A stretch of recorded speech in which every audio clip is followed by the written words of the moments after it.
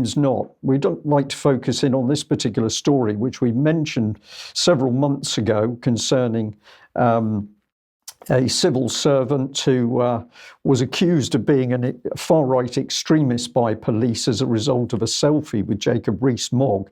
Now, what was the background to this? The background was to do with the Kim Darroch, former British ambassador to Washington. There was a story that information had gone to a Miss Kosinski of CNN, basically stories for sex, although this is denied by the parties.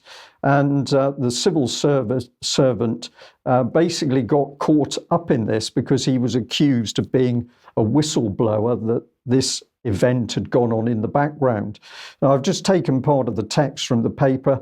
It is pretty extraordinary, but essentially this man gets his door kicked in by 14 armed counter-terrorism officers very early one morning. He was in the flat, his girlfriend was in the flat, and the next minute he was dragged from his bed, even though he'd recently undergone treatment for cancer.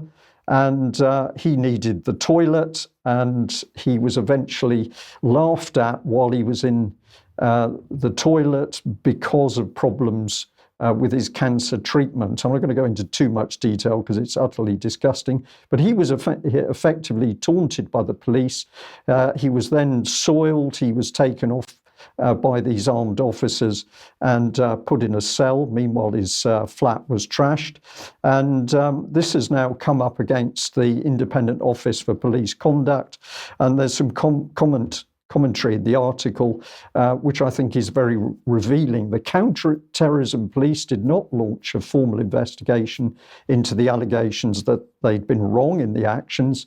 They instead chose to deal with the complaint otherwise than by an investigation. That's Telegraph language for a cover-up. This means the force took an early view that there was no indication from the complaints that a person serving with the police may have behaved in a manner which would justify the bringing of disciplinary proceedings, or there was any infringement of the European Convention on Human Rights. And here it said that the IOPC expressed surprise that both a formal investigation was not launched and that the Professional Services Department of the police effectively delegated the complaint handling to the counter-terrorism team at local level, despite the high profile and wide-ranging nature of the complaints. This means the force took an early view that there was no indication from the complaints that a person serving with the police may have behaved in a manner that would justify the bringing of disciplinary proceedings. This is a very important point. And if I take it through to that, the IOPC is making the statement, these decisions lead it to believe the Metropolitan Police Service may have underestimated or downplayed the range and complexity of complaints at an early stage, and they recommended that the Met reinvestigate the complaints through an independent body. However, according to an email sent to the civil servant himself, Mr. Hale Byrne, on the 8th of September and seen by the Telegraph, this had been ignored. So essentially, we're seeing Gestapo-type action, your door kicked in early in the morning, armed police then brutalizing you. And when you complain, the police choose to ignore it. Serious stuff, Alex, I think.